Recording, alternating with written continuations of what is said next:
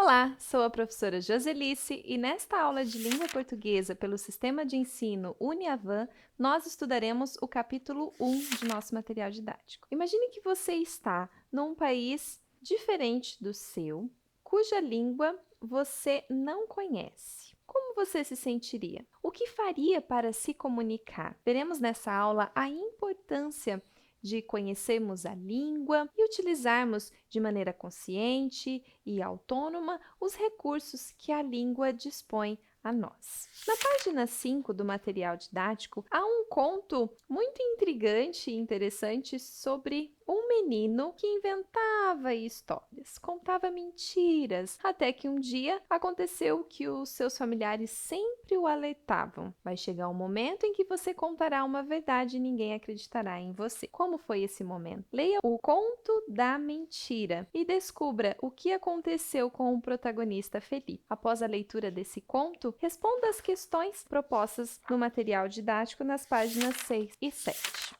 Como eu disse no início da nossa aula, é muito importante conhecermos os recursos que a língua e a linguagem nos oferece para que possamos comunicar, sermos entendidos e compreendermos os nossos interlocutores, ou seja, as pessoas com quem nós nos comunicamos. Existem 3 tipos de linguagem. Podemos dizer que há a linguagem verbal, a linguagem não verbal e a linguagem mista. Conforme o quadro apresentado na página 8, vemos que linguagem verbal é caracterizada pelo uso das palavras. A linguagem verbal, ela pode ser tanto oral quanto escrita. Nesse momento, ao dar esta videoaula, eu estou fazendo uso da linguagem verbal. No entanto, além das palavras que eu estou emitindo, eu também estou fazendo gestos. Eu estou também me expressando por meio das expressões faciais. Esses gestos e expressões faciais também comunicam, e nós dizemos que eles fazem parte da linguagem não verbal. A linguagem não verbal são outros recursos que não são palavras,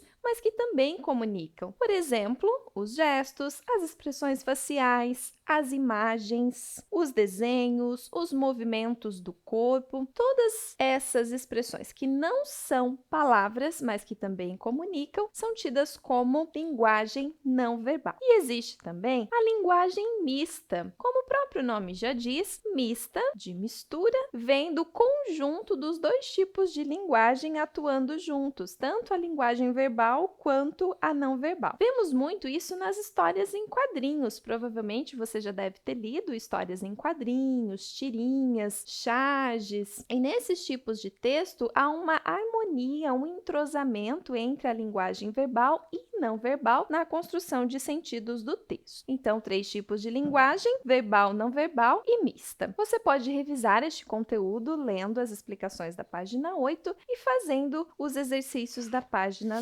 9, 10 e 11. Uma outra coisa importante ao pensarmos em linguagem é entendermos a noção de formalidade e informalidade, ou linguagem formal e linguagem informal. A linguagem formal é aquela usada em ambientes mais formais, enquanto que a informalidade são usadas em situações de comunicação de informalidade. Observe as imagens propostas no exercício 5 da página 12. Nós temos uma primeira imagem que retrata uma entrevista de emprego. Uma entrevista de emprego, que é uma situação comunicativa de formalidade. Qual dos tipos de linguagem nós usaríamos? A linguagem formal ou a linguagem informal? Na segunda situação, numa festa, com os amigos, uma situação de comunicação mais informal, que tipo de linguagem nós usaríamos? A formal ou a informal? E, por fim, a última imagem, nós temos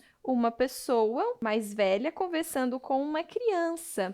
Provavelmente, talvez seja o avô dessa criança, uma pessoa próxima aos membros da família, estão em casa brincando, uma situação informal. Que tipo de linguagem nós usaríamos? Linguagem formal ou informal, né? Responda esse exercício considerando que, em situações de formalidade, usamos a linguagem formal. Em situações comunicativas de informalidade, usamos a linguagem informal. Dentre os diferentes textos e suportes nos quais podem ser publicados os textos, existe a capa de revista. Conforme você pode acompanhar na página 12, a capa de revista é um texto multimodal. O que isso quer dizer? Ele é formado por linguagem verbal e não verbal, formado por vários elementos, dentre os quais se destacam o título, a imagem e a chamada. Observe as duas capas de revistas disponíveis na página 13. A primeira delas é uma capa da revista Ciência Hoje e a segunda, uma capa da revista Nova Escola. Observe como as imagens estão distribuídas na capa da revista, como o texto está posicionado, o tipo de letra que é utilizado.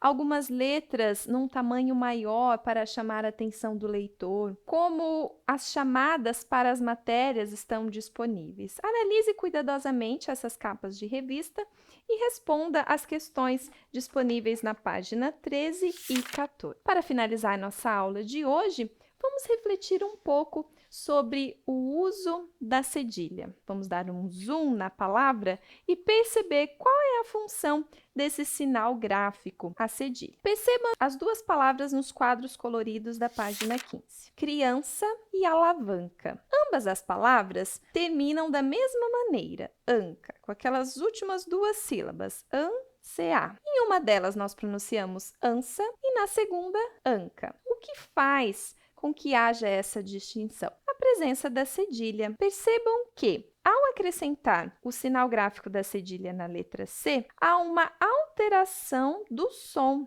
que passa a representar o som de S. Veja os exemplos. Verbo esquecer. Esse C não há necessidade de ter cedilha, porque ele vem antes da letra E. Esqueça. Para o C continuar tendo o som de S, é necessário colocar o sinal de cedilha. Isso acontece antes da vogal A e acontece também antes da vogal O. Pense, por exemplo, na palavra esqueço.